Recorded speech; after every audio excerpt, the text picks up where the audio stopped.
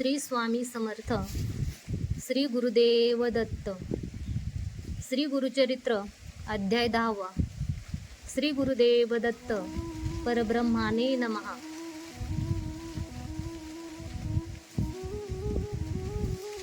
पुरोपूर क्षेत्र महिमा व श्रीपाद श्री वल्लभांकडून वल्लभेशाला प्राणदान. श्री गणेशाय नमः. श्री गुरुचरित्राची महिमा सविस्तर समजून घ्यावी व अभिलाषेने नामधारकाने सिद्ध मुनींना परत प्रश्न केला. स्वामी, श्री गुरु का तिथे गुप्तपणे वास करीत आहेत? त्यांनी केव्हा अवतार घेतला? कोणत्या कारणास्तव त्यांनी अवतार घेतला? अत्यंत पुण्यप्रद अशा पूर्वपूर क्षेत्रात ते अदृश्य रूपात राहत आहेत असे म्हणालात, पण याची अनुभूती कोणाला झाली का? कुरोपूरची महिमा कालांतराने कशा प्रकारे विख्यात झाली? श्रीपाद यतीने तिथे निर्गुण रूपात राहून आपल्या अवताराचे कार्य कसे निर्वहन केले, मला सगळे नीट दृष्टांतासह समजावून सांगा, अशी प्रार्थना केली. त्यावर सिद्ध मुनी म्हणाले, प्रिय शिष्य नामधारका, श्री गुरूंच्या महिमेला अंत पारच नाही. त्याचे वर्णन कशा प्रकारे करू? गुरु सामान्य मनुष्य नव्हे, तो मानव वेशात प्रत्यक्ष देव आहे. तोच मंत्रमूल, ज्ञानगम्य व मुक्तिदाता आहे. ब्रह्मा विष्णू महेश्वर रूपी गुरु भक्ताच्या कामनापूर्ती करणारे कामधेनूच आहेत. तोच निज बंधू आहे. भक्तगण गुरूंच्या दर्शन मात्रे आपले सर्व अभिष्ट पूर्ण करून घेतात. गुरु भक्ताला अरिष्ट असे काहीही नसते. गुरु कृपेविना आध्यात्मिक उन्नती होत नाही.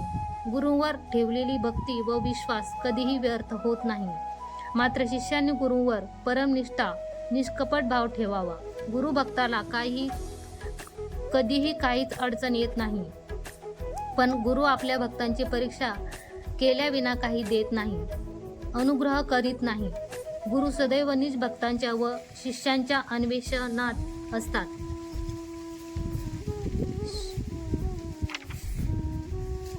शिष्यांची दृढ भक्ती, विश्वास, श्रद्धा असावी.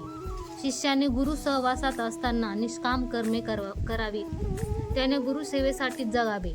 साधकाने जर श्री गुरु आपले पालन पोषण करणारे माता पिता आहेत अशी परिगणना केली तर त्याला अधिक लाभ मिळतो.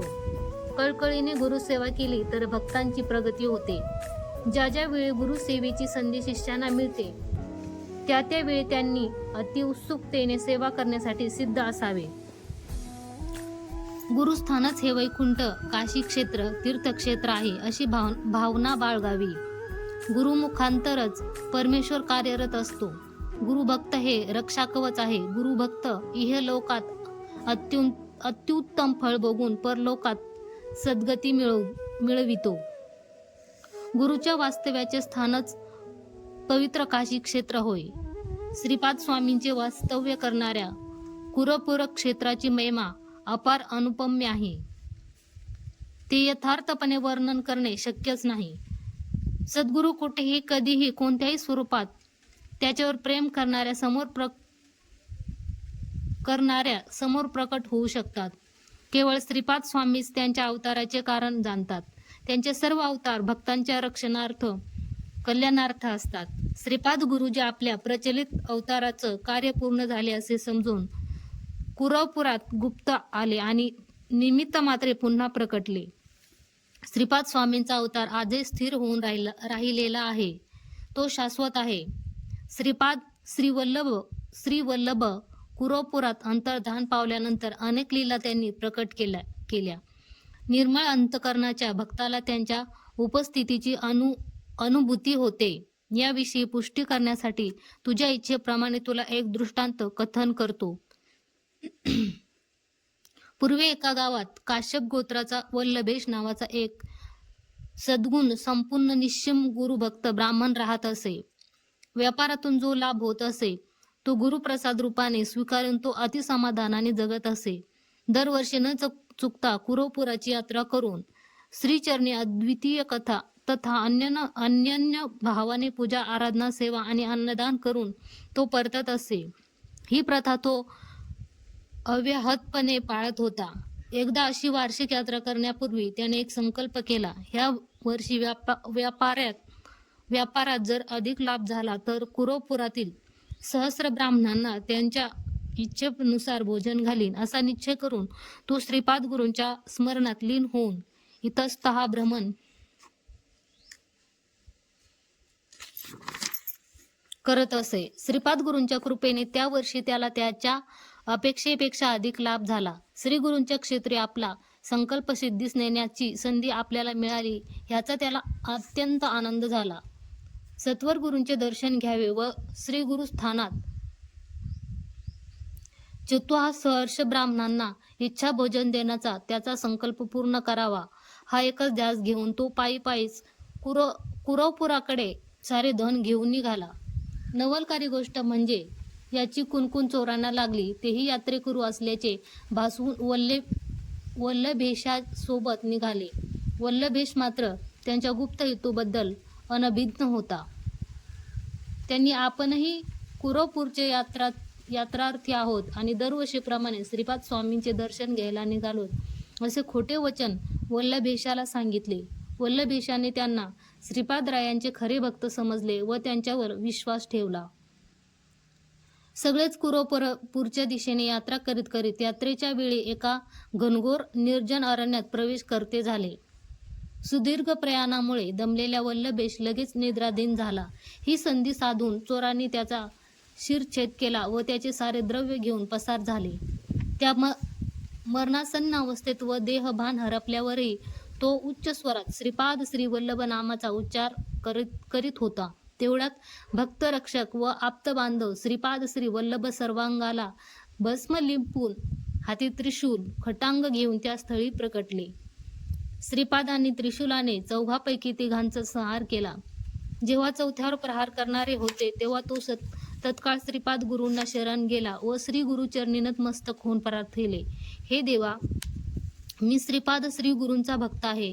हे सर्व खरे यात्रेकरू आहेत असे समजून मी यांच्यासोबत निघालो, पण हे यात्रेकरूंच्या वेशातले चोर आहेत हे मला खरंच कळलं नव्हतं. मी काही चोर नाही, मी निरपराधी आहे. मी असंस्कृत अधोगामी व्यक्ती नाही. खरोखर मी कुरवपूरचा यात्रार्थी आहे. आपण सर्वज्ञ मूर्ती व करुणामय आहात. माझ्यावर दया करा व माझा वध करू नका. माझे रक्षण करा. सर्वज्ञ मूर्ती श्रीपाद स्वामींना तो निरपराधी आहे हे माहीत असल्यामुळे त्याला शिक्षा दिली नाही. श्रीपाद गुरूंनी त्याला जवळ बोलावून पवित्र विभूती अभिमंत्रून ती मृत वल्लभेशाच्या अंगाला लेपन करावे व त्याचे शिरही धडाला जोडावे असा उपदेश केला.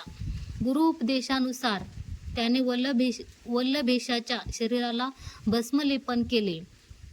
श्री गुरूंच्या त्यांच्या देहावर आपली अमृत दृष्टी ओझरताच एक चमत्कार झाला. गाढ झोपेतून जागा झाल्यासारखा वल्लभेश अचानक उठून बसला, पण तोपर्यंत श्रीपाद गुरु तेथून अदृश्य झाले होते. तेवढ्यात रात्र संपून पहाट झाली. सभोवताली 4 सहयात्रींच्या पैकी 3 मृत होऊन पडल्याचे वल्लभेशाला दिसले. ते दृश्य बघून तो भयभीत झाला. जिवंत असणाऱ्या एका सोबत्याला त्याने विचारलं, काय झालं होतं मला? आपल्या सोबत आलेले हे 3 कोणाकडून मारले गेले?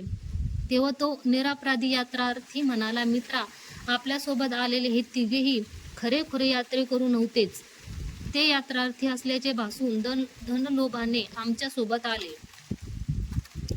धनमोहाने त्यांनी तुझी हत्या केली व तुझी संपत्ती लुटली. पण तेवढ्यात एक भस्म विलेपित व रुद्राक्षधारी जटाधारी शिवशंकरासारखे तपस्वी इथे प्रत्यक्ष आले व त्यांनी या तिघांची त्रिशूलाने हत्या केली. त्यानंतर भस्म अभिमंत्रून माझ्या हाती दिले व तुझ्या सर्वांगाला लिंपन करण्यास सांगितले. तसेच तुझे विच्छेदित शिर तुझ्या धडास जोडायला सांगितले. मी फक्त त्यांची आज्ञा पाळली. हे नीट जाणून घे की तू जिवंत होण्यामागे ते महात्माच कारणीभूत आहेत. मला काही त्यांचा नीट परिचय झाला नाही व त्यांचे ठिकाणही जाणवले नाही, पण बाह्य रूप पाहिले तर ते भगवान शिवशंकरच वाटत होते. तू निस्सीम गुरुभक्त असल्यामुळे बहुधा ते तपस्वीच्या रूपात प्रकटले असणार. वल्लभेशाने त्याच्याकडून सर्व वृत्तांत ऐकला. तो आनंदित झाला.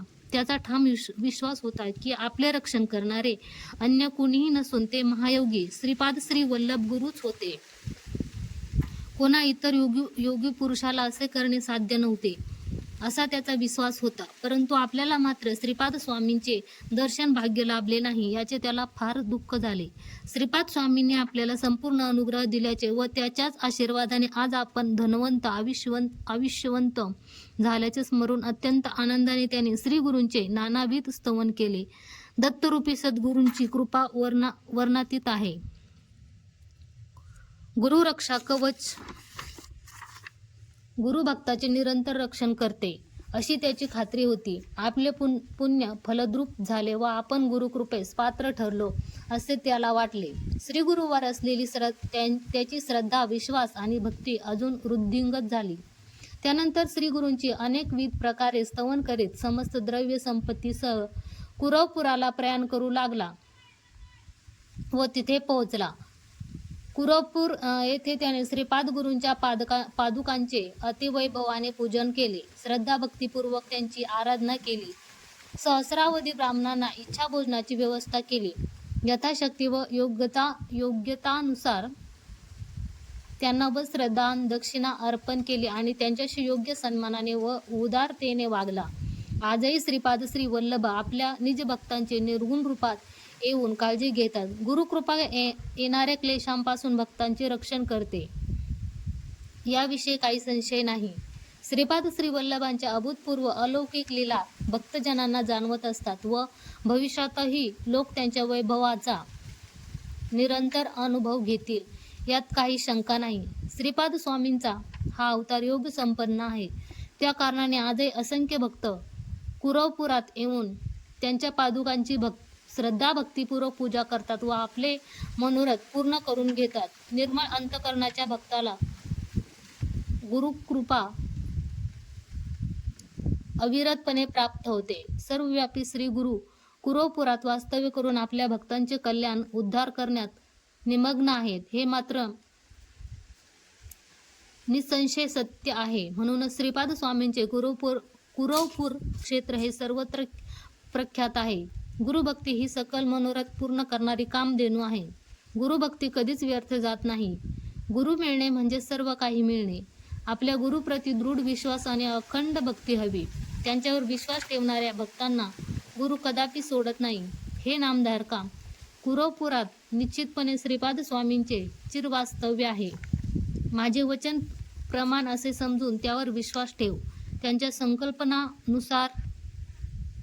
संकल्पनानुसारच ते केवळ बाह्य दृष्टीने अगोचर आहेत. निर्गुणरूपी श्री गुरुच प्रपंचाच्या सुव्यवस्थेला कारणीभूत असलेले मूल नारायण आहेत.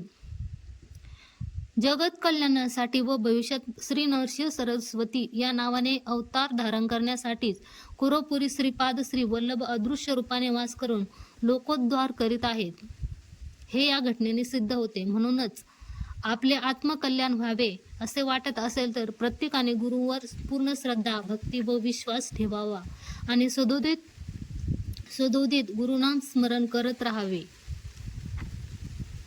निष्कलंश झाल्याशिवाय गूढतत्वाचे रहस्य जाणवत नाहीत. म्हणून गुरुभक्ती हे उत्कृष्ट प्रकारचे व प्रमुख तीर्थ आहे. नित्य निरंतर गुरुनामस्मरण हे सर्व साधक आहे. अद्भुत असे श्री गुरुचरित्राचे श्रवण पठण केल्याने सर्व मनोरथ सिद्धीला जातात. अशा प्रकारे सिद्ध मुनींनी नामधारकाला निरूपण केलेले श्री गुरुचरित्र सरस्वती गंगाधर श्रोतृवर्गाला सांगत आहेत. इथे परम कल्याणकारी श्री गुरुचरित्राचा 10वा अध्याय संपन्न होतो. श्री गुरुदेव दत्त. श्री गुरु दत्तात्रयार्पणमस्तु.